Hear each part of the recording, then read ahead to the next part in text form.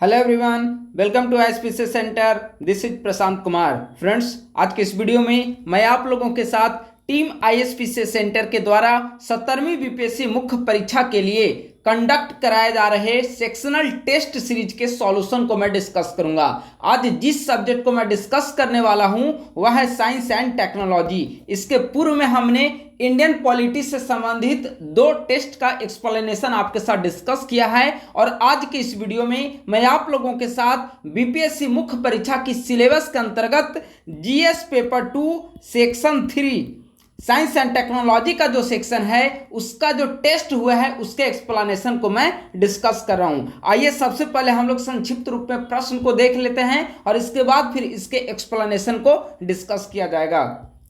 आप सभी जानते हैं कि साइंस एंड टेक्नोलॉजी सेक्शन के अंतर्गत बीपीएससी मुख्य परीक्षा में कुल 72 मार्क्स के प्रश्न पूछे जाते हैं, जिसमें 36 अंक के जो होते हैं वह शॉर्ट नोट्स लिखना होता है और 36 अंक जो होते हैं वे लॉन्ग क्वेश्चन के आंसर के लिए होते हैं, जिनमें से आपको एक प्रश्न का उत्तर देना होता है और ऑप्शन में आपको 2 दिया हुआ होता है। ठीक है। और शॉर्ट नोट्स में 5 शॉर्ट नोट्स पूछे जाते हैं। एक शॉर्ट नोट्स 8 नंबर का होता है और इसके बाद जो रेस्ट 4 शॉर्ट नोट्स होते हैं वे 7-7 नंबर के होते हैं, यानी कि 36 नंबर का शॉर्ट नोट्स और 36 नंबर का लॉन्ग प्रश्न। तो यह है बीपीएससी मेंस परीक्षा की साइंस एंड टेक की फॉर्मेटिंग स्ट्रक्चर। ठीक है। अब आइए प्रश्न को देखते हैं। तो शॉर्ट नोट्स में पहला प्रश्न है, बिहार के प्रशासन के सुव्यवस्थित संचालन में साइंस एंड टेक्नोलॉजी की भूमिका को बताएं। बहुत महत्वपूर्ण प्रश्न है कि बिहार के एडमिनिस्ट्रेशन में रिफॉर्म के लिए किस प्रकार से साइंस एंड टेक्नोलॉजी का यूज किया जा रहा है और किस प्रकार से यूज किया जा सकता है, यानी कि इसकी क्या रोल है साइंस एंड टेक्नोलॉजी की बिहार के एडमिनिस्ट्रेशन में, इसे बताना है। बहुत महत्वपूर्ण प्रश्न है। दूसरा है, राष्ट्रीय सुरक्षा में ड्रोन तकनीकी की भूमिका को बताएं, यानी कि नेशनल सिक्योरिटी में ड्रोन टेक्नोलॉजी किस प्रकार से अपना प्ले रोल कर रहा है, अपनी भूमिका निभा रहा है, उसके बारे में डिस्कस करना है। अगला है, एआई के विकास में भारत सरकार के द्वारा किए जा रहे प्रयासों को बताएं। एआई मींस आर्टिफिशियल इंटेलिजेंस के क्षेत्र में, आर्टिफिशियल इंटेलिजेंस की दिशा में भारत सरकार के द्वारा कौन कौन से महत्वपूर्ण कदम उठाए गए हैं उसके बारे में चर्चा करना है। अगला शॉर्ट नोट्स है, भारत सरकार के द्वारा नवीकरणीय ऊर्जा के क्षेत्र में किए जाने वाले नवीनतम पहलों को लिखें। देखिए, प्रश्न का उत्तर लिखते समय आप लोग ध्यान रखा करें। प्रश्न है नवीनतम प्रयासों को बताएं, यानी कि रिसेंट विगत 8-10 वर्षों के दौरान सरकार के द्वारा नवीकरणीय ऊर्जा के क्षेत्र में कौन कौन से महत्वपूर्ण कदम उठाए गए हैं उसके बारे में चर्चा करना है। तो नवीनतम पहल जो है वह रिसेंट जो भी सरकार के द्वारा लेटेस्ट इनिशिएटिव उठाए गए हैं उस पर चर्चा करना है। ठीक है।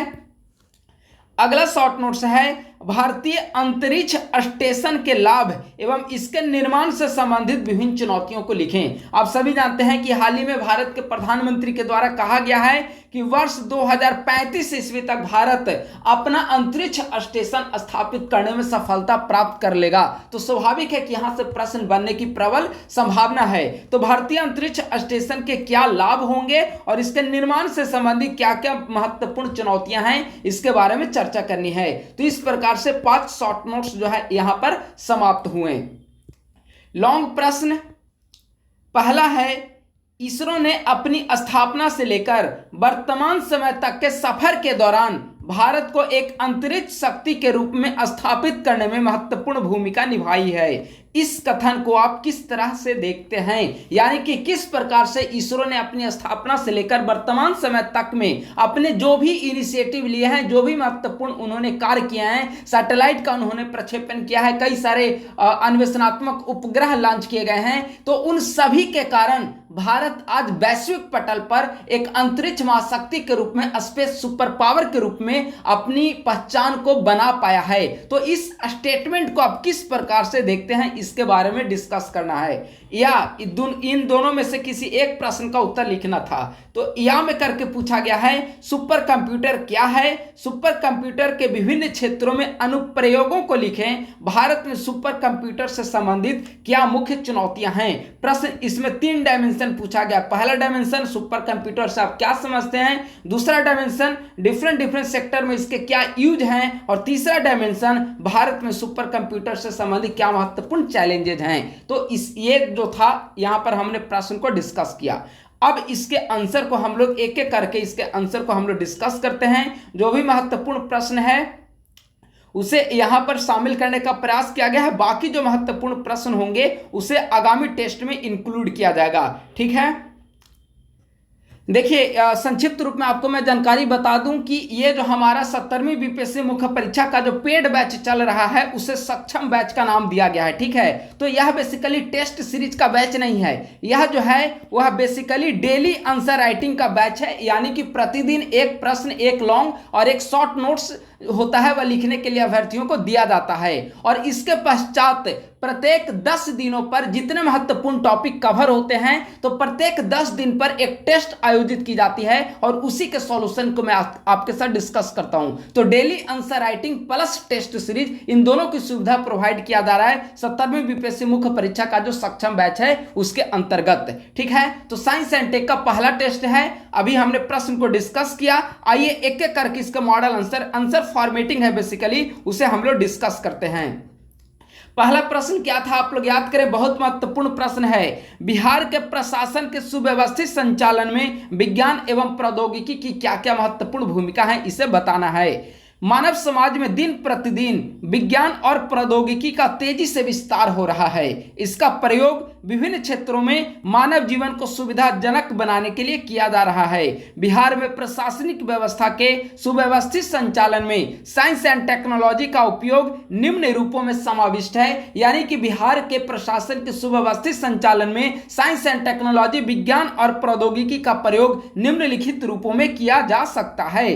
पहला पॉइंट, बिहार में आपदा प्रबंधन की जानकारी तथा पूर्व चेतावनी प्रणाली हेतु विभिन्न ऐप का प्रयोग, जैसे इंद्रब्रज ऐप, दृष्टि ऐप आदि। आप सभी जानते हैं इंद्रब्रज जो ऐप है वह वज्रपात की पूर्व चेतावनी प्रणाली के रूप से डेवलप किया गया है। और अगर आप इंद्रब्रज ऐप को मोबाइल में इंस्टॉल करते हैं और आपके एरिया में अगर वज्रपात होने की संभावना है तो उसे 20 से 25 मिनट पहले आपको सूचना प्रदान कर दी जाएगी। मोबाइल पर मैसेज के माध्यम से आपको सूचना मिल जाएगी। यह बेसिकली उन क्षेत्रों में इसका प्रयोग किया जा रहा है जहां पर वज्रपात गिरने की प्रबल संभावना है और सरकार के द्वारा इसके लेकर हिदायत दी गई है कि जो किसान वर्षा ऋतु में घर से बाहर रहकर खेती का कार्य कर रहे हों तो वे मोबाइल में इंद्रब्रज ऐप को इंस्टॉल करके वहां पर आप कार्य करें, ताकि वज्रपात होने से 20-25 मिनट पूर्व आपको सूचना प्रदान कर दी जाए। इससे आपकी जान जो है वह जोखिम में नहीं पड़ेगी।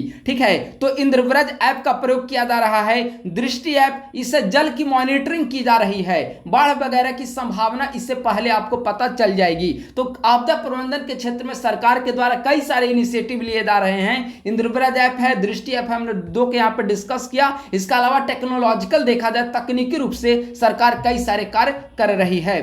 ड्रोन के माध्यम से शराब माफिया व बालू माफिया से संबंधित इलाकों की निगरानी। आप सभी जानते हैं कि बिहार में शराबबंदी को लागू किए जाने के पश्चात यहाँ पर कई सारे ऐसे क्षेत्र हैं जहाँ पर खुलेआम जो है शराब बेची जाती है, लोगों के द्वारा शराब का इस्तेमाल किया जा रहा है। और सबसे बड़ी चुनौती अगर बिहार की लॉ एंड ऑर्डर में वर्तमान समय में आप देखेंगे तो सबसे बड़ी जो चुनौती बना हुआ है वह बालू माफिया और शराब माफिया जो है सबसे बड़ी चुनौती के रूप में बनकर उभरे हैं। तो क्या हो सकता है कि ड्रोन के माध्यम से उन महत्वपूर्ण क्षेत्रों को सबसे पहले हाईलाइट कर लिया जाए कि बालू माफिया से संबंधित कौन सा क्षेत्र, कहां पर बालू का अवैध खनन किया जा रहा है, और वहां पर ड्रोन के माध्यम से उन संवेदनशील क्षेत्रों की हमेशा निगरानी की जाए। जिन क्षेत्रों में शराब की डिलीवरी हो रही है वहां पर ड्रोन के माध्यम से, सीसीटीवी कैमरे के माध्यम से वहां पर प्रॉपर निगरानी की जा सकती है। इससे लॉ एंड ऑर्डर जो है हमेशा मेंटेन रहेगा। अगला पॉइंट, कानून व्यवस्था को बनाए रखने हेतु संवेदनशील इलाकों में ड्रोन का प्रयोग, सीसीटीवी कैमरे आदि का प्रयोग। आपने कई बार देखा होगा कि छठ पूजा के समय क्या होता है, या फिर आप देखे होंगे कि जब भी सरस्वती पूजा वगैरह होती है पटना जैसे क्षेत्रों में आप देखेंगे तो कई सारे जगह पे या फिर डिफरेंट क्षेत्रों में देखेंगे कि वहां पर उत्पात की घटनाएं सामने आती है। दो समुदाय के लोगों के बीच भिड़ने, आपस में उनके बीच कन्फ्लिक्ट की जो न्यूज है हमेशा आते रहती है। तो क्या किया जाए, चाहे वह सरस्वती पूजा का समय हो या फिर दुर्गा पूजा का समय हो या फिर छठ पूजा का समय हो, उन महत्वपूर्ण जो संवेदनशील क्षेत्र हैं उनको चिन्हित कर लिया जाए और प्रॉपर वे में वहां पर ड्रोन से निगरानी की जाए। तो आपने देखा होगा कि छठ पूजा के समय घाटों की सफाई की निगरानी वगैरह के लिए भी ड्रोन का प्रयोग किया जाता है। तो ड्रोन का प्रयोग लॉ एंड ऑर्डर को मेंटेन करने में काफी व्यापक पैमाने पर किया जा सकता है। तो यह भी महत्वपूर्ण इसका यूज है। अगला है ट्रैफिक प्रबंधन संबंधी कार्यों में रोबोटिक्स की भूमिका। ट्रैफिक पुलिस की जगह पे रोबोट को खड़ा कर दिया जाए और यह ट्रैफिक पुलिस की भांति अपनी भूमिका का निर्वहन करेगा, उसे रिमोट के माध्यम से संचालित किया जाएगा। तो आने वाले समय में, और देखिए इन्हीं सब का जो मिसयूज के रूप में हमें बेरोजगारी जैसी समस्या पहले से ही अंदेशा लगाया जा रहा है कि एआई और रोबोटिक्स, ड्रोन, इन सब का अगर व्यापक पैमाने पर यूज किया जाने लगा तो समाज में बेरोजगारी की समस्या बड़े स्तर पर विद्यमान हो जाएगी। अभी आप देख रहे हैं कि किस प्रकार से बेरोजगारी चरम सीमा पर है। डिफरेंट स्टेट में नौकरियों के लिए प्रदर्शन हो रहे हैं और अगर साइंस एंड टेक का प्रयोग इतना व्यापक स्तर पर एडमिनिस्ट्रेशन में किया जाएगा तब तो बेरोजगारी का आलम आप समझ ही सकते हैं। ठीक है, तो ओवरऑल देखा जाए तो ट्रैफिक मैनेजमेंट में भी रोबोटिक्स के जरिए साइंस एंड टेक्नोलॉजी की काफी महत्वपूर्ण भूमिका है। अगला, विभिन्न योजनाओं के प्रभावी मूल्यांकन हेतु विभिन्न तकनीक का प्रयोग किया जा सकता है, विभिन्न ऐप को डेवलप किया जा सकता है। ठीक है, या फिर अगर कोई ऐसा क्षेत्र मान लेते हैं कि कोई नक्सल प्रभावित क्षेत्र है और नक्सल प्रभावित क्षेत्र में कोई पुल का निर्माण किया जा रहा है, तो पुल का निर्माण संबंधी कार्य, उसका कितना प्रोग्रेस हुआ है, इसको क्या किया जा सकता है, तो इसको ड्रोन के माध्यम से इसकी निगरानी की जा सकती है। ठीक है, तो इसे आप एग्जाम्पल के जरिए वहां पर लिख सकते हैं एग्जामिनेशन में।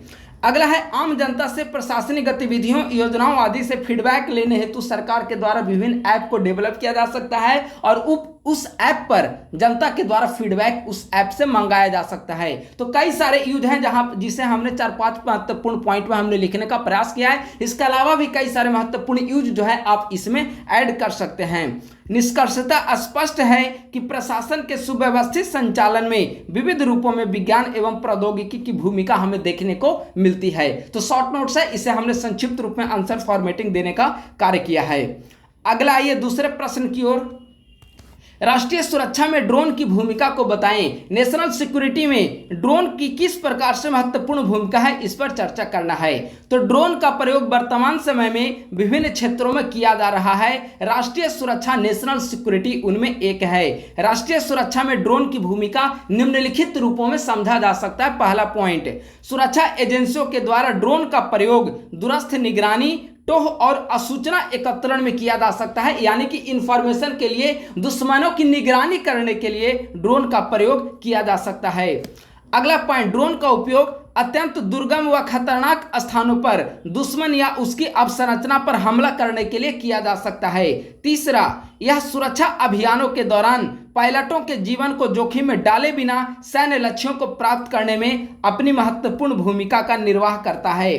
अगला पॉइंट है, सीमा चौकियों पर तैनात सैनिकों तक लॉजिस्टिक प्रदान करने में इसकी महत्वपूर्ण भूमिका है। वैसा सीमा चौकी जहां पर जाना दुर्लभ कार्य हो, जहां पर जाना थोड़ा सा दुष्कर कार्य हो और हमेशा आवागमन की सुविधा उपलब्ध नहीं हो पाती हो, तो उन क्षेत्रों में जहां पर सीमा चौकियों पर हमारे सैनिक तैनात होते हैं वहां पर ड्रोन के माध्यम से लॉजिस्टिक सप्लाई उन्हें प्रोवाइड की जा सकती है। पुलिस के द्वारा ड्रोन का प्रयोग भीड़ की निगरानी करने, अवैध गतिविधियों पर नजर रखने, खोज व बचाव अभियान आदि के लिए किया जा सकता है। खोज व बचाव अभियान जैसे मान लिया कि आपदा प्रबंधन के दौरान, ठीक है, अगर कोई मान लेते हैं कि बाढ़ किसी क्षेत्र में आ गया हो तो वहां पर लोग किस प्रकार से जीवन जी रहे हैं, लोग अभी किस प्रकार से वहां पर जलमग्न स्थिति में वहां पर फंसे हुए हैं, तो इसकी निगरानी के लिए क्या किया जाएगा, ड्रोन का प्रयोग किया जाएगा। उनके बीच अगर बिस्कुट गिराना हो, किसी प्रकार की खाद्यान्न उनको उपलब्ध कराना हो, तो ड्रोन के माध्यम से भी यह कार्य छोटे स्तर पर किया जा सकता है। ठीक है, तो चाहे वह खोज व बचाव अभियान हो, भीड़ की निगरानी हो, कुल मिलाकर राष्ट्रीय सुरक्षा में लॉ एंड ऑर्डर मेंटेनेंस को लेकर ड्रोन का व्यापक प्रयोग संभव है।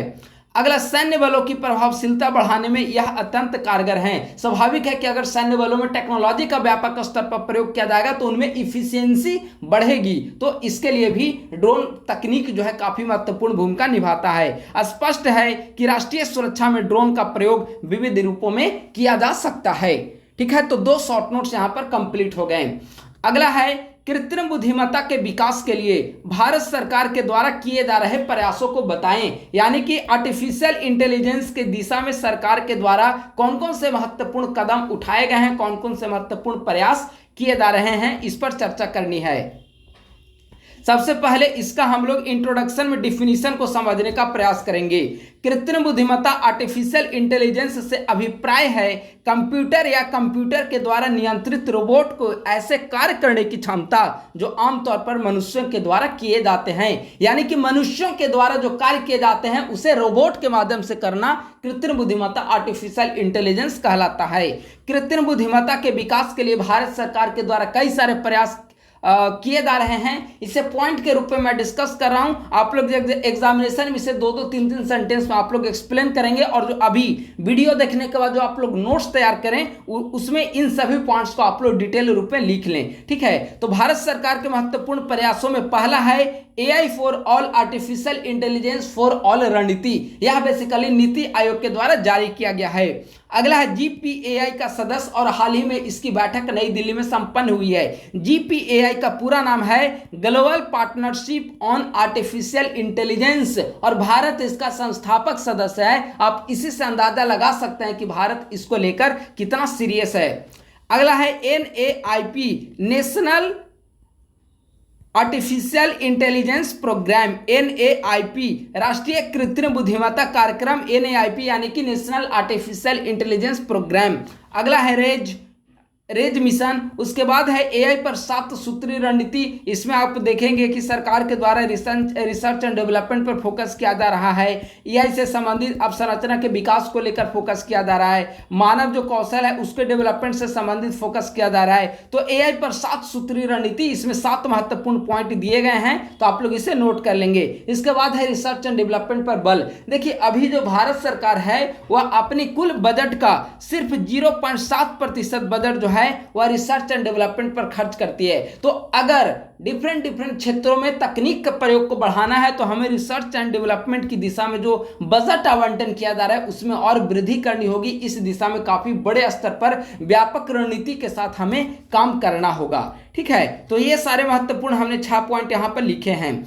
उपर्युक्त प्रयासों के माध्यम से भारत सरकार वर्ष 2030 तक कृत्रिम बुद्धिमत्ता के क्षेत्र में वैश्विक अगुवा बनने की दिशा में प्रयासरत है। यानी कि जो अभी हमने बताया एक मिशन, सबसे पहले AI फॉर ऑल, इसी में कहा गया था कि वर्ष 2030 ईस्वी तक भारत AI के क्षेत्र में वैश्विक अगुवा, वैश्विक मतलब कि सबसे बड़े स्तर पर कार्य करने वाला राष्ट्र के रूप में जाना जाएगा। तो यहां पर इसका भी मॉडल आंसर फिनिश हुआ। अगला शॉर्ट नोट्स है, भारत सरकार के द्वारा नवीकरणीय ऊर्जा के क्षेत्र में किए जा रहे नवीनतम पहलों को बताएं। यानी कि भारत सरकार जो है वह नवीकरणीय ऊर्जा के क्षेत्र में कौन कौन से महत्वपूर्ण कदम उठा रही है, इस पर चर्चा करना है। लेकिन यहां पर नवीनतम पहल है, यानी कि लेटेस्ट, विगत 8-10 वर्षों के दौरान सरकार के द्वारा जो कदम उठाए गए हैं उस पर चर्चा करनी है। तो सबसे पहले हम लोग नवीकरणीय ऊर्जा को डिफाइन करेंगे इंट्रोडक्शन के अंतर्गत। तो ऊर्जा के वैसे स्रोत जो प्रकृति में असीमित हैं तथा जिसका उपयोग निर्बाध रूप से किया जा सके, नवीकरणीय ऊर्जा कहलाता है। नवीकरणीय ऊर्जा के अंतर्गत सौर ऊर्जा, पवन ऊर्जा, भूतापीय ऊर्जा आदि को रखा गया है। सरकार के द्वारा इसके विकास संबंधी निम्नलिखित योजनाएं शुरू किए गए हैं। तो आइए नवीनतम पहल कौन कौन सा है नवीकरणीय ऊर्जा के डेवलपमेंट से संबंधित, तो उसे हम लोग यहां पर डिस्कस करते हैं। पहला है, आप सभी जानते हैं, वैश्विक स्तर पर अंतर्राष्ट्रीय सौर गठबंधन, और यह जो है 2015 ईस्वी में इसे प्रारंभ किया गया है भारत और फ्रांस के द्वारा। अगला है, G20 सम्मेलन के दौरान वैश्विक जैव ईंधन गठबंधन का निर्माण किया गया है।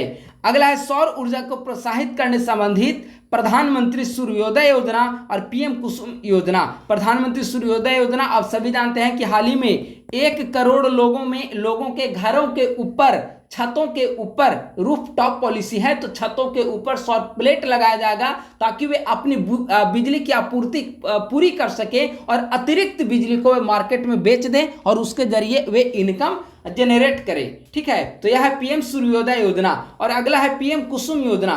पीएम कुसुम योजना के अंतर्गत आप देखेंगे कि जो खेतों में मेड़ होते हैं, खेतों की मेड़ों पर सौर प्लेट लगाया जाएगा और खेत में जो बिजली की आवश्यकता है तो उस सौर प्लेट के माध्यम से बिजली के जरिए वहां पर जो बिजली की आवश्यकता है, ऊर्जा की आवश्यकता है किसानों को खेती के दौरान, तो उसकी फुलफिल की जाएगी और जो रेस्ट बिजली बचेगा उसे मार्केट में सप्लाई करके एक्स्ट्रा इनकम को जनरेट कर सकेंगे किसान वर्ग। तो यह है पीएम कुसुम योजना और पीएम सूर्योदय योजना।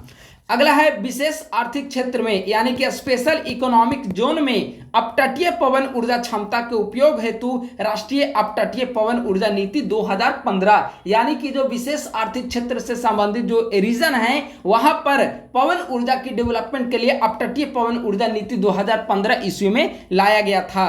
ग्रीन हाइड्रोजन के उत्पादन में वृद्धि के लिए राष्ट्रीय हरित हाइड्रोजन ग्रीन मिशन, यानी कि ग्रीन हाइड्रोजन को ऊर्जा के एक स्वच्छ स्रोत के रूप में स्वीकार किया गया है और इसके डेवलपमेंट के लिए भी सरकार ग्रीन हाइड्रोजन पॉलिसी लेकर आई है, मिशन लेकर आई है।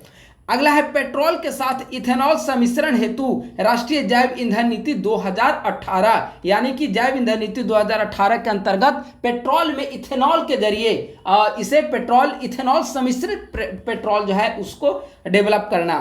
अतः स्पष्ट है, इसके अलावा भी कई सारे प्रयास हैं, लेकिन चूंकि शॉर्ट नोट्स है तो यहाँ पर हमने 5-6 पॉइंट लिखा, आप 8-10 पॉइंट को तैयार कर सकते हैं। अतः स्पष्ट है कि भारत सरकार विभिन्न नीतियों के माध्यम से वर्ष 2030 तक कुल ऊर्जा प्राप्ति में 50% गैर जीवाश्म स्रोतों से प्राप्ति की दिशा में तेजी से अग्रसर है। ठीक है, तो देखिए एक और बात आप लोग ध्यान रखेंगे कि चूंकि प्रश्न है कि नवीकरणीय ऊर्जा की दिशा में सरकार के द्वारा क्या प्रयास किए जा रहे हैं, तो अक्सर जो टेस्ट में हम लोग कॉपी हमें देखने को मिलता है उसमें नवीकरणीय ऊर्जा की बजाय सौर ऊर्जा को लेकर सरकार के केवल स्कीम लिखे होते हैं। नहीं, नवीकरणीय ऊर्जा में तो सौर ऊर्जा भी आता है, पवन ऊर्जा भी आता है, जल ऊर्जा भी आता है, भूतापीय ऊर्जा भी आता है, ज्वारीय भी आते हैं। तो सारे प्रकार के जो ऊर्जा है उसके स्कीम को शामिल करने का प्रयास करें। सिर्फ सौर ऊर्जा नहीं पूछा गया नवीकरणीय ऊर्जा। तो आप लोग कुछ एग्जांपल पवन ऊर्जा का दें, कुछ जल ऊर्जा का दें, कुछ सौर ऊर्जा का दें, तो सम्मिश्रित एग्जांपल होंगे, तब जाकर यह आंसर जो है आपका पूरी तरीके से पर्याप्त सफिशिएंट हो पाएगा। ठीक है, तो 4 शॉर्ट नोट्स यहां पर कंप्लीट हो गया। आइए शॉर्ट नोट्स का अगला प्रश्न है, भारतीय अंतरिक्ष स्टेशन के लाभ एवं इसके निर्माण से संबंधित विभिन्न चुनौतियों को बताएं। यानी कि भारतीय अंतरिक्ष स्टेशन के क्या लाभ हैं और विभिन्न चुनौतियां इसके निर्माण से संबंधित क्या क्या हैं। तो हाल ही में भारतीय प्रधानमंत्री ने घोषणा की है कि वर्ष 2035 ईस्वी तक भारत का अपना अंतरिक्ष स्टेशन होगा, यानी कि अंतरिक्ष स्टेशन स्थापित करने की दिशा में भारत काम कर रहा है और संभावना है कि 2035 ईस्वी तक भारत का अपना अंतरिक्ष स्टेशन हो जाए। ठीक है, तो इसके क्या लाभ होंगे। पहला, सबसे पहला तो यही लाभ होगा कि देश की जो स्थिति है विश्व में एक सुपर पावर कंट्री के रूप में डेवलप हो सकेगी, तो देश की प्रतिष्ठा में वृद्धि होगी। वैज्ञानिक ज्ञान को बढ़ाने में मदद मिलेगा। क्यों?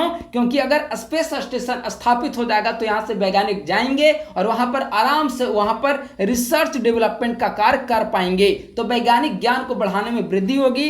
वैश्विक सहयोग और शांति को बढ़ावा मिल पाएगा। वहां से जो हमें डाटा इनपुट मिलेगा उसे डिफरेंट देशों के साथ डिस्ट्रीब्यूट किया जाएगा, डिफरेंट देशों के साथ उसे शेयर किया जाएगा और मानव कल्याण की दिशा में उसे यूज किया जा सकता है। दुश्मन देशों पर नजर बनाए रखने में सुविधा होगी। स्वाभाविक है कि अगर वहां पर स्पेस स्टेशन स्थापित होगा और वहां पर वैज्ञानिक जो है रिसर्च का काम करेंगे तो आसपास जो विभिन्न सैटेलाइट के माध्यम से आसपास के देशों में निगरानी जो है बहुत हद तक रखने में सफलता प्राप्त होगी। रोजगार में भी वृद्धि होगी, क्योंकि ऐसा कहा जा रहा है कि स्पेस स्टेशन से संबंधित जो कार्य हो रहे हैं उसमें प्रत्यक्ष रूप से 15,000 रोजगार के सृजन होने की संभावना है। तो स्वाभाविक है कि रोजगार में इससे वृद्धि होगी। ये तो लाभ हो गए। प्रश्न है कि निर्माण से संबंधित चुनौतियां कौन कौन से हैं, तो इन चुनौतियों को भी हम लोग यहां पर देखते हैं। पहला और सबसे महत्वपूर्ण चुनौती है वित्तीय चुनौती, फंडिंग को लेकर।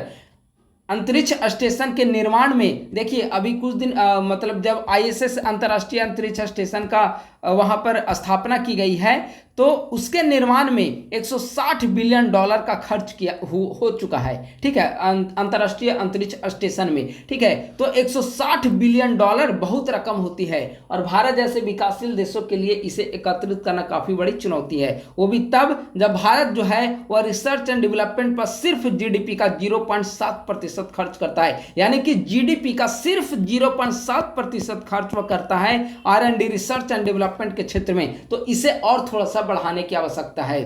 इसरो को अपनी तकनीकी अवसंरचना में सुधार करने की आवश्यकता। स्वाभाविक है कि उसे उन्नत किस्म के तकनीक होने चाहिए। भारत स्वदेशी तकनीक का उपयोग करके अंतरिक्ष स्टेशन निर्मित करना चाहता है और ऐसे में यह कार्य अधिक चुनौतीपूर्ण है, क्योंकि आप देखेंगे कि भारत जो है वह स्वदेशी तकनीक डेवलप, अभी कुछ दिन पहले जब सूचना आया था गगनयान को लेकर, अभी यात्रियों का चयन कर लिया गया है गगनयान को लेकर, तो गगनयान में भी अधिकांश जो तकनीक है वह पूरी तरीके से स्वदेशी तकनीक है। और सरकार का प्रयास है, इसरो का प्रयास है कि यहां पर भी जब हमारा अंतरिक्ष स्टेशन स्थापित हो तो वहां पर भी हमारी स्वदेशी तकनीक ही उसमें प्रयोग किया जाए। तो उसको लेकर काफी बड़ी चुनौती विद्यमान है। मानवीय अंतरिक्ष उड़ान में विशेषज्ञता की आवश्यकता होगी। स्वाभाविक है कि भारत पहली बार इस तरह का इनिशिएटिव उठा रहा है, तो ऐसी स्थिति में जो देश पहले लॉन्च कर चुके हैं उनके साथ हमें संबंध बनाने पड़े, इस दिशा में समन्वय स्थापित करना पड़ेगा और क्या क्या महत्वपूर्ण चैलेंजेज आएंगे उनके साथ समझना पड़ेगा और तब जाकर यह मिशन पूरी तरीके से कारगर हो पाएगा। निष्कर्षतः स्पष्ट है कि भारतीय अंतरिक्ष स्टेशन स्थापित करने की दिशा में चुनौतियां बरकरार अवश्य हैं, पर इसे भी पार कर इस दिशा में सफलता प्राप्त करने के लिए भारत पूरी तरीके से आशान्वित है।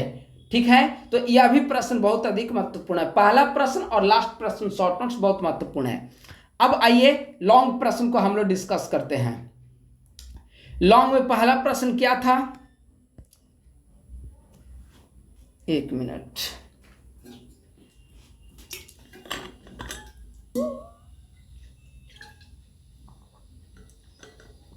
पहला प्रश्न है, इसरो ने अपनी स्थापना से लेकर वर्तमान समय तक के सफर के दौरान भारत को एक अंतरिक्ष शक्ति के रूप में स्थापित करने में महत्वपूर्ण भूमिका निभाई है। इस कथन को आप किस प्रकार से देखते हैं? यानी कि अपनी स्थापना से लेकर वर्तमान समय तक इसरो के द्वारा कौन कौन से ऐसे महत्वपूर्ण कार्य किए गए हैं जिसके कारण भारत की पहचान वैश्विक स्तर पर अंतरिक्ष super power, space super power country के रूप में बन पाई है, इसे ही आपको बताना है। यानी कि कुल मिलाकर अगर इसरो की अचीवमेंट, इसरो की उपलब्धि को आप बता पाते हैं तो बहुत हद तक इस प्रश्न का उत्तर हो पाएगा। लेकिन आपकी लिखने की कला होनी चाहिए। बीच बीच में जैसा है कि इस कथन को आप किस प्रकार से देखते हैं, तो आपको जगह जगह पर जस्टिफाई करना पड़ेगा इसे भाषाई रूप में। ठीक है, तो आइए इंट्रोडक्शन को देखते हैं। इसरो ने अपनी स्थापना से लेकर विभिन्न चुनौतियों के बावजूद अंतरिक्ष क्षेत्र में नए कीर्तिमान को स्थापित किए हैं। चंद्रयान, मंगलयान, सूर्ययान, गगनयान भविष्य के लक्ष्य हैं। तो चंद्रयान, मंगलयान, सूर्ययान, इसके अलावा देखेंगे नाविक का विकास, इसके अलावा भारत के द्वारा किया गया है। विभिन्न देशों के उपग्रहों को प्रक्षेपित किया जा रहा है। तो ऐसे कई सारी महत्वपूर्ण उपलब्धियां इसरो के द्वारा अर्जित की गई है। तो इन उपलब्धियों के कारण भारत आज तेजी से अंतरिक्ष शक्ति के रूप में वैश्विक पटल पर अपनी उपस्थिति दर्ज कराने में सफलता प्राप्त की है। अब इसके महत्वपूर्ण उपलब्धियों को यहाँ पर डिस्कस करना है कि इन महत्वपूर्ण उपलब्धियों के कारण भारत अंतरिक्ष स्तर पर अपनी उपस्थिति काफी दमदार तरीके से दर्ज कराने में सफलता हासिल की है। तो कौन कौन से महत्वपूर्ण उपलब्धियां? पहला, नवीन प्रक्षेपण यानों का विकास। कैसे, किस प्रकार से आज़ादी से लेकर स्थापना से लेकर अभी तक किस प्रकार से इन्होंने नवीन प्रक्षेपण यानों का विकास किया है। जैसे ASLV था, इसके बाद SLV है, स्मॉल लॉन्च व्हीकल, इसके बाद फिर PSLV का विकास हुआ है, GSLV का भी विकास हो चुका है। और अभी तक आप देखेंगे कि प्रक्षेपण यानों में सबसे जो रिकॉर्ड जो सफलता जिसने उपस्थिति दर्ज की है वह है PSLV। भारत के जो अंतरिक्ष उड़ान है उसका यही एडवर्टीजमेंट जो दूसरे देशों में करा जा रहा है, एडवर्टीजमेंट जिस नाम से, वह है PSLV यान में आपका स्वागत है। और PSLV यान का आपका इसका रिकॉर्ड देखिए, अभी तक कुल 60 सैटेलाइट लॉन्च किए गए PSLV से, जिसमें से सिर्फ 2 अनसक्सेस रहे हैं, बाकी 58 सैटेलाइट जो है वह सक्सेस हो चुके हैं। लेटेस्ट PSLV C58 लॉन्च किया गया था। ठीक है, तो नवीन प्रक्षेपण यानों का विकास किया गया है क्रमवार रूप से। अगला, अन्वेषणात्मक उपग्रहों के जरिए अन्य विकसित देशों को पीछे छोड़ना। कई सारे अन्वेषणात्मक उपग्रह को लॉन्च किए गए हैं और विकसित देशों को बिल्कुल पीछे छोड़ दिया गया है। अब अंतरिक्ष क्षेत्र में सिर्फ 2 ही 3 देश हमसे आगे दिखते हैं किसी भी क्षेत्र में। एक यूएसए, दूसरा रसिया, तीसरा चाइना। इसके अलावा लगभग विकसित कंट्री जो है वह हमसे पीछे हैं स्पेस सेक्टर में। ठीक है, चाहे वह चंद्रयान की बात हो, मंगलयान की बात हो, सूर्ययान की बात हो, आदित्य एल1 की, या भविष्य के गगनयान की बात हो। ठीक है, तो विभिन्न अन्वेषणात्मक उपग्रहों के माध्यम से भारत यूरोप के बड़े बड़े विकसित देशों को पीछे छोड़ने में सफल रहा है। स्वदेशी जीपीएस प्रणाली का विकास, नाविक। ठीक है, अगला है क्रायोजेनिक इंजन का विकास। और एक समय था जब इसरो को विभिन्न देशों ने क्रायोजेनिक इंजन देने से मना कर दिया था। अमेरिका मना कर दिया था देने से, और शीत युद्ध के दौर में, और अमेरिका के दबाव के कारण रसिया इसे नहीं दे रहा था क्रायोजेनिक इंजन भारत को। लेकिन अब इसने स्वदेशी तकनीक के जरिए क्रायोजेनिक इंजन का डेवलप किया है। तो अब देखिए इसरो की सफलता किस प्रकार से रही है। तो अपने आप में अगर आप इसरो की स्थापना से लेकर अभी तक के सारे कार्य को देखेंगे तो आपसे खुद ब खुद स्पष्ट हो जाएगा कि इसरो की विभिन्न गतिविधियों ने भारत को अंतरिक्ष क्षेत्र में एक सुपर पावर के रूप में स्थापित करने में भूमिका निभाई है। ठीक है, और एक और महत्वपूर्ण पॉइंट वह है अंतरिक्ष कूटनीति। अंतरिक्ष कूटनीति यानी कि स्पेस डिप्लोमेसी। डिप्लोमेसी का मतलब होता है कि स्पेस का प्रयोग दूसरे देशों के साथ संबंधों को बेहतर बनाने में करना। ठीक है, तो अब देखेंगे कि दूसरे देशों के सैटेलाइट को, चाहे वह यूएसए का सैटेलाइट हो या फिर जापान का सैटेलाइट हो, इटली का सैटेलाइट हो, ब्राजील का ब्राजीलिया 1 हो, ब्राजील का सैटेलाइट हो, कनाडा का सैटेलाइट हो, इन सारे देशों के सैटेलाइट को भारत समय समय पर प्रक्षेपित करता रहा है। ठीक है, और एक और महत्वपूर्ण उपलब्धि है कि एक साथ रिकॉर्ड 104 सैटेलाइट उपग्रह को प्रक्षेपित करने का रिकॉर्ड इसरो के नाम पर दर्ज है। तो इसरो की कई सारी लिस्ट अगर आप देखेंगे तो फेहरिस्त जो है काफी लंबी है। ठीक है, तो अंतरिक्ष कूटनीति के अंतर्गत दूसरे देशों के उपग्रहों का प्रक्षेपण 30 से 35% कम लागत में इसरो के द्वारा किया जा रहा है। यानी कि अगर कोई देश 100 रुपया में उपग्रह का प्रक्षेपण करता है तो भारत जो है 65 से 70 रुपये, यानी कि 30 से 35% कम लागत पर ही सैटेलाइट को प्रक्षेपित करता है। इसलिए दूसरे देश भारत के पास आते हैं कि आप हमारे सैटेलाइट को प्रक्षेपित कर दो। ठीक है, क्यों? क्योंकि यहाँ पर लागत दर जो है काफी कम है। अगला है, विगत 5 वर्षों में 19 देशों के 177 विदेशी उपग्रहों का प्रक्षेपण भारत ने किया है। और यह एक रिकॉर्ड है विश्व के स्तर पर कि विगत 5 देशों में विदेशी उपग्रह का प्रक्षेपण 177 किया है। ठीक है, और स्वदेशी तो इसके अलावा किया गया है। तो आप देखेंगे कि किस प्रकार से इसरो के द्वारा दूसरे देशों के लाभ के लिए भी कई सारे कार्य किए गए हैं। और इसीलिए कहा जाता है कि इसरो जो है वह सामाजिक आर्थिक विकास में भूमिका निभा रहा है, विकासात्मक कार्य भी कर रहा है और अन्वेषणात्मक कार्य भी कर रहा है। तो स्वाभाविक है कि जिस संस्था की इतनी लंबी सफलता की लिस्ट हो उसके कारण भारत की स्पेस सेक्टर में तो उपलब्धियां बढ़ेगी, स्पेस सेक्टर में सुपर पावर बनने की दिशा में तो भारत कदम बढ़ाएगा ही। ठीक है, तो इन सभी एग्जाम्पल से पूरी तरीके से यहाँ पर स्पष्ट हो रहा है। इन उपलब्धियों के कारण इसरो ने भारत को अंतरिक्ष शक्ति में के रूप में स्थापित करने में सफलता हासिल की है। आज विश्व के विभिन्न देश इसरो के साथ मिलकर कार्य करने को लेकर उत्सुक हैं। भविष्य में इसरो के द्वारा गगनयान, अंतरिक्ष स्टेशन स्थापित करने आदि को अमली जामा पहनाए का जाने का कार्य किया जा रहा है। इससे निस्संदेह भारत वैश्विक सुपर पावर की सूची में स्थापित हो पाएगा। ठीक है, तो बस यह प्रश्न जो था वह अचीवमेंट एक तरह से पूछा गया था, लेकिन प्रश्न पूछ दिया गया कि आप लोग इसे किस प्रकार से देखते हैं। तो प्रश्न के अकॉर्डिंग आपको आंसर की जो भाषा है उसमें बदलाव लाने की आवश्यकता थी। ठीक है, तो लॉन्ग प्रश्न हो गया। इसका या करके जो दूसरा प्रश्न पूछा गया था, 2 में से किसी एक का जवाब देना था। ठीक है, तो या करके जो पूछा गया है उसे भी देख लेते हैं। सुपर कंप्यूटर से संबंधित प्रश्न है और सुपर कंप्यूटर से संबंधित प्रश्न बहुत महत्वपूर्ण है। आप देखेंगे कि कई सारे नए नए तकनीक डेवलप हो रहे हैं। साइंस एंड टेक्नोलॉजी सेक्शन में यहाँ से प्रश्न पूछे जा सकते हैं, चाहे वह डीप इफेक्ट टेक्नोलॉजी को लेकर हो, सुपर कंप्यूटर हो गया, इसके अलावा क्वांटम टेक्नोलॉजी है। ठीक है, इंटरनेट ऑफ थिंग्स हैं, कई सारे ऐसे सेक्शन हैं जहां से प्रश्न पूछे जा सकते हैं। तो आप लोग अच्छे से कंप्लीट कर लेंगे। सुपर कंप्यूटर, सबसे पहले डिफिनीशन देना है, इसका यूज देना है, भारत में क्या चैलेंज है इसे बताना है, सिंपल। ठीक है, वर्तमान समय में उपलब्ध कंप्यूटरों में सुपर कंप्यूटर सबसे अधिक तीव्र क्षमता, दक्षता व सबसे अधिक स्मृति क्षमता यानी कि मेमोरी पावर वाला कंप्यूटर है। वे कंप्यूटर जो 500 मेगा फ्लॉप की क्षमता से कार्य कर सकते हैं सुपर कंप्यूटर कहलाते हैं। पैराग्राफ चेंज करके सुपर कंप्यूटर के बारे में और कुछ अन्य जानकारी अगर आपके पास अवेलेबल हो तो आप वहां पर लिख सकते हैं। ठीक है, डायरेक्ट इसका यूज हम लोग देखते हैं। चूंकि आंसर फॉर्मेटिंग है तो यहाँ पे डिटेल नहीं किया गया है, आप लोग इसे डिटेल कर लेंगे। सुपर कंप्यूटर का यूज, सुपर कंप्यूटर देखिए क्या करता है कि डेटा को काफी तेजी से कलेक्ट करता है। ठीक है, डेटा कलेक्शन की इसकी क्षमता जो है वह उच्च होती है, यही हो गया सुपर कंप्यूटर। तो मानसून से संबंधित सटीक जानकारी को प्राप्त करने में डेटा को जल्दी से कलेक्ट करेगा और मानसून किस प्रकार की होने वाली है इसके बारे में जानकारी हमें शीघ्र मिल जाएगी। परमाणु शोध में 3D परमाणु परीक्षण में इसका कंप्यूटर किया जा सकता है। नेशनल सिक्योरिटी में बड़े स्तर पर दूसरे देशों पर निगरानी रख सकते हैं, उनकी क्या सूचनाएं हैं उसके हम अच्छे तरीके से फास्ट तरीके से रीड कर पाएंगे। ठीक है, तो राष्ट्रीय सुरक्षा में एरोस्पेस सेक्टर में पेट्रोलियम उद्योग में कहीं पर भी सुपर कंप्यूटर का प्रयोग किया जा सकता है। मौसम में बदलाव और भूकंप के पीछे की प्रक्रिया को समझने में, ठीक है, प्राकृतिक आपदा की भविष्यवाणी करने में, अभी हमने बताया कि डेटा को काफी तेजी तरीके से कलेक्ट करके कंक्लूजन पर पहुंचाने का कार्य सुपर कंप्यूटर करता है। तो प्राकृतिक आपदा की भविष्यवाणी पहले की जा सकेगी। इसके अलावा अंतरिक्ष के वैसे अनसुलझे रहस्य हैं, जैसे ब्रह्मांड के बारे में हमें अभी अधिक जानकारी उपलब्ध नहीं हो पाती है, लेकिन उन अनसुलझे रहस्यों को उजागर करने में सुपर कंप्यूटर महत्वपूर्ण भूमिका निभा सकता है। यानी कि अंतरिक्ष विज्ञान में भी, स्पेस टेक्नोलॉजी में भी सुपर कंप्यूटर का व्यापक स्तर पर प्रयोग है। ठीक है, तो यहां पर हमने यूज देखा। अब इसके क्या क्या चैलेंजेस है उसे हम लोग डिस्कस करते हैं। तो कई सारे साइंस एंड टेक्नोलॉजी में आपको कहीं पर भी चैलेंज पूछा जाए तो आप लोग इन चैलेंज को वहां पर आप लोग लिख सकते हैं। जैसे सबसे पहला और कॉमन चैलेंज होगा रिसर्च एंड डेवलपमेंट पर फोकस नहीं किया जा रहा है। आप सभी